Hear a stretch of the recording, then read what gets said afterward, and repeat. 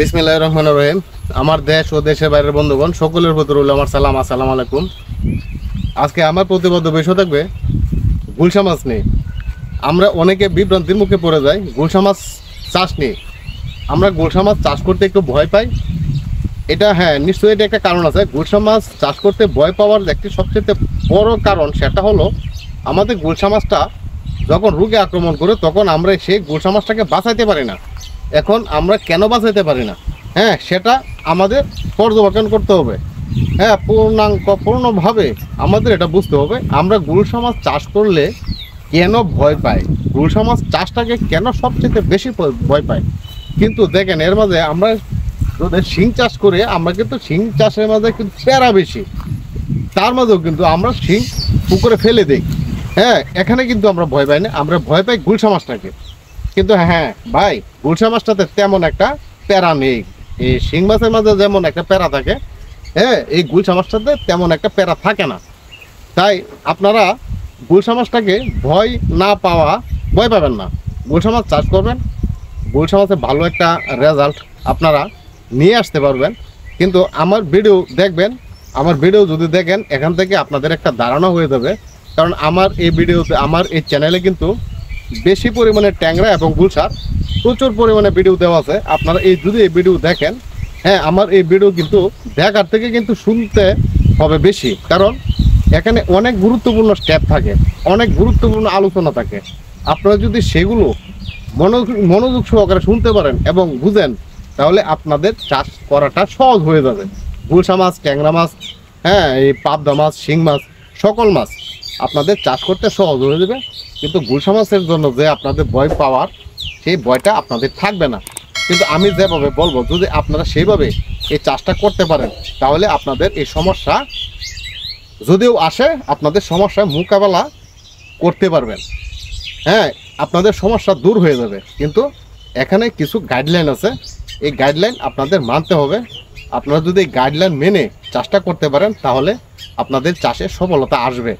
এখন আমার কিন্তু পিছনে অনেক ভিডিও আছে, এই গুলশা মাছ, ট্যাংরা মাছের অনেক ভিডিও দেওয়া আছে। আপনারা পিছনে ভিডিও দেখে আসতে পারেন। অনেক আমি তো বললামই, আপনারা এখান থেকে অনেক জ্ঞান অর্জন করতে পারবেন। এখন সাফল্যভাবে, সঠিকভাবে একটি গুলশা মাছের বীজ আপনারা তুলতে গেলে যে কাজটি করতে হয়, সর্বপ্রথম আপনারা ভালো মানের মাছ নির্বাচন করবেন। ভালো মানের মাছ, এখন ভালো মানের মাছ নির্বাচন করবেন। তারপর আপনার পুকুর প্রস্তুত করবেন। পুকুরের পানিতে পিএইচ আছে বেশি অথবা কম, এটা বুঝবেন। পুকুরের পানিতে আপনার গ্যাস হয়ে গেল কিনা এটা বুঝবেন। অ্যামোনিয়া টক্সিনের হার বেড়ে গেল কিনা এটা বুঝবেন। তারপর আসবে আপনার অক্সিজেন ফেল। অক্সিজেন ফেল কিন্তু এমনিতে আসে না, অক্সিজেন কিন্তু এমনিতে ফেল করে না। কোনো না কোনো কারণে আপনার পুকুরে অক্সিজেন ফেল করে। কিন্তু অক্সিজেন ফেল করে কোন কারণে? আপনার পুকুরে যদি গ্যাস বেশি হয়, আপনার পুকুরে যদি অ্যামোনিয়া টক্সিজেনের হার বেড়ে যায়, তাহলে কিন্তু আপনার মাছ অক্সিজেন ফেল করবে গুলশা মাছের বেলায়। আবার শিং মাছের বেলায় কিন্তু অক্সিজেন ফেল করে না। পুকুরে যদি ঘাটতি থেকে থাকে, তারপরেও গুলশা মাছ অক্সিজেন ফেল করবে, কিন্তু শিং মাছ অক্সিজেন ফেল করবে না। শিং মাছ উপর থেকে ওয়াশ নিবে, উপর থেকে অক্সিজেন নিয়ে নিবে। কিন্তু গুলশা মাছ কিন্তু উপর থেকে সে অক্সিজেন নিতে পারে না। অক্সিজেন যখন নিচে শর্ট হয়ে যায়, তখন গুলশা মাছটা উপরে ভেসে যায়। উপরে ভেসে গেলে আপনার ওই মাছটাকে, এই পুকুরে কিন্তু অনেক ধরনের কীট পতঙ্গ থাকে। আমরা যে এটাকে সবচেয়ে বেশি গুরুত্ব সহকারে আমরা দেখব, সেটা হলো উকুন।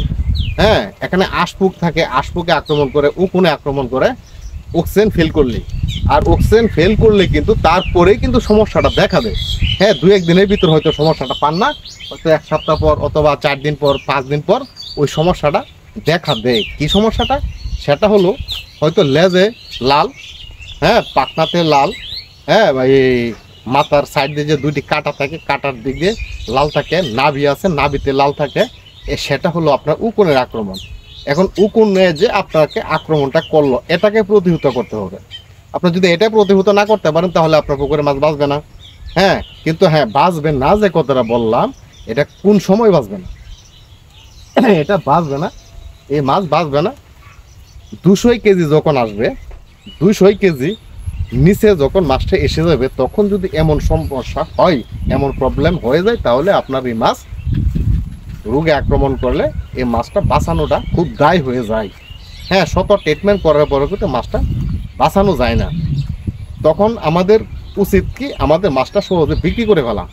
আর 200 কেজি যখন উপরে থাকবে, 300, 400, 500, 800, 1000, 1500, 2000, 2500, 3000, 4000 লাইনের মাছ, এরকম সমস্যায় হইলে আমরা ট্রিটমেন্টের মাধ্যমে তাকে এই মাছকে সহজে ভালো করতে পারি। আমরা অনেক, আমার সাবস্ক্রাইবার ভাই যারা আছেন, অনেকে কিন্তু এমন একটা প্রবলেমে পড়ে গেছেন এই কিছুদিনের ভিতরে, কিন্তু মোটামুটি আলহামদুলিল্লাহ সকলেরই ভালো হয়েছে। হ্যাঁ, মানে তাদের মাছের গড় ওজন ছিল, কারো পুকুরে গড় ওজন ছিল 700, 750 কেজি, কারো পুকুরে গড় ওজন ছিল 500 কেজি, কারো পুকুরে গড় ওজন ছিল আপনার 1500 কেজি। তো এই সকল মাছ কিন্তু ওই সমস্যাটাই হয়ে গেছিল।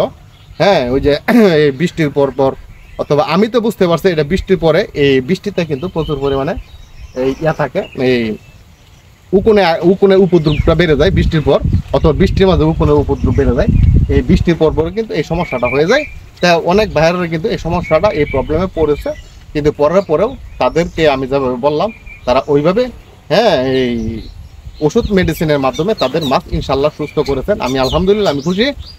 আমার সাবস্ক্রাইবার ভাই যারা আছেন, তাদের মাছ সুস্থ থাক, শুধু আমার সাবস্ক্রাইবার না, সকলের মাছ সুস্থ থাক, এটা আমি চাই। হ্যাঁ, শুধু এটা আবার ভাববেন না যে শুধু আমি আমার সাবস্ক্রাইবার ভাইদেরকেই বলতেছে, আমার সকল মাছ চাষি ভাইদের পুকুরে মাছ ভালো থাকুক, এটা আমি দোয়া করি। এখন যে কথাটা হলো, আমরা মাছকে বাঁচাতে হলে সর্বপ্রথম যে কাজটি করতে হয়, এটা হলো পুকুরে গ্যাস থাকে যাবে না।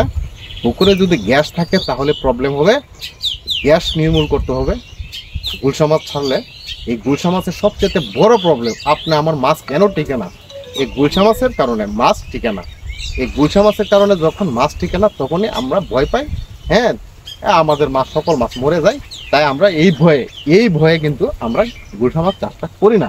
কিন্তু আমি কিন্তু বলি, এই গুলশা মাছটা কিন্তু একটা স্বর্ণের মাছ। আমি এই স্বর্ণের মতন করে এই গুলশা মাছটাকে মূল্যায়ন করেছি। কারণ দেখেন, শিং মাছের বাজার মূল্য এখন বর্তমানে 6000 থেকে 7000 টাকা, এর ভিতরে আশেপাশে 6000, 7000 এর ভিতরে। আর গুলশা মাছের এখনো বাজার মূল্য অনেক। হ্যাঁ, 18,000, 19,000, 20,000 টাকা এখনো গুলশা মাছের বাজার মূল্য।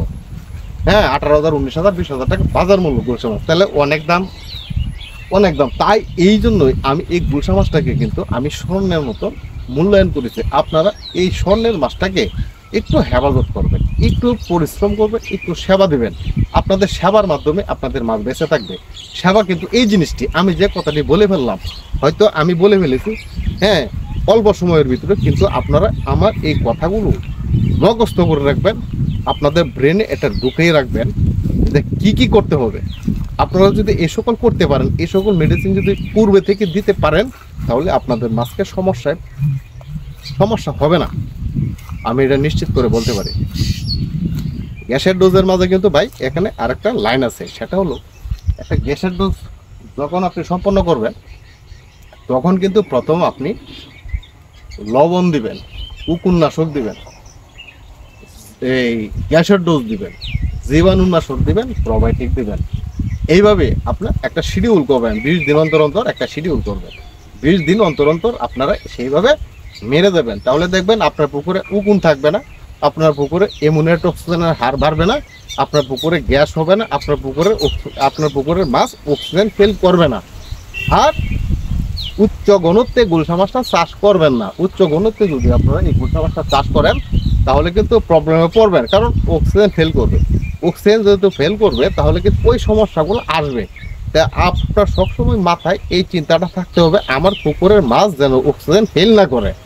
অক্সিজেন ফেল করলে কিন্তু অনেক সমস্যা আসবে।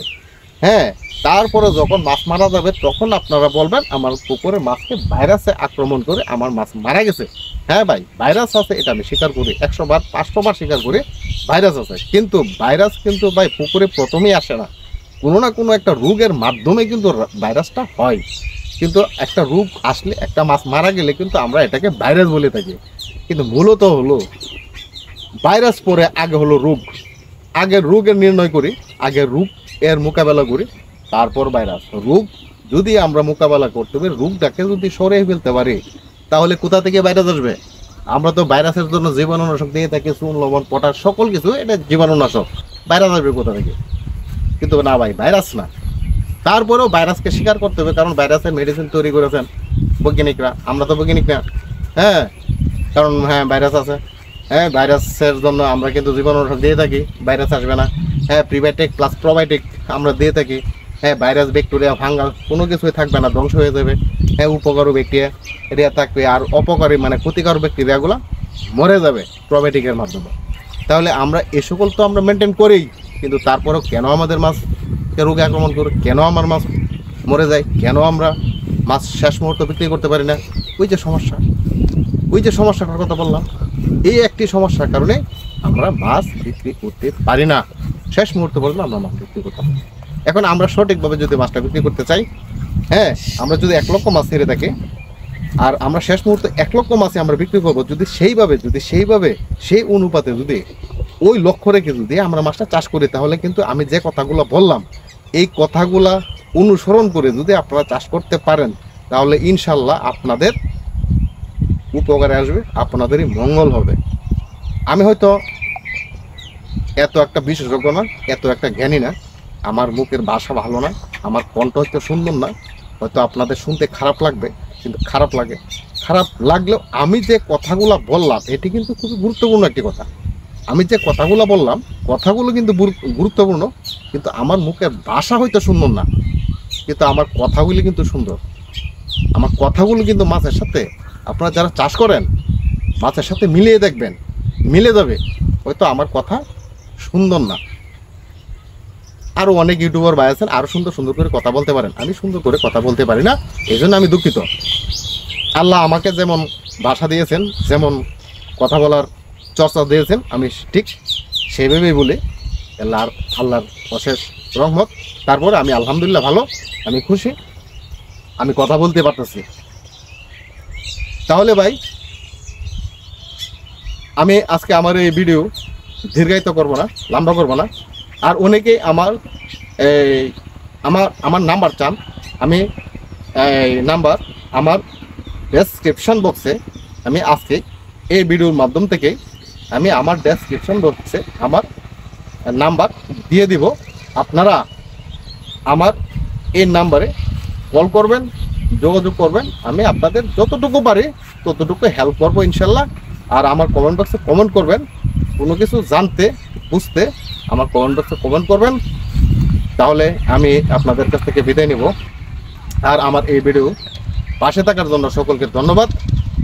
আর আমার এই ভিডিওতে একটি লাইক দিবেন, একটি সাবস্ক্রাইব করবেন, আর কোনো কিছু জানতে আমাকে কমেন্ট করবেন।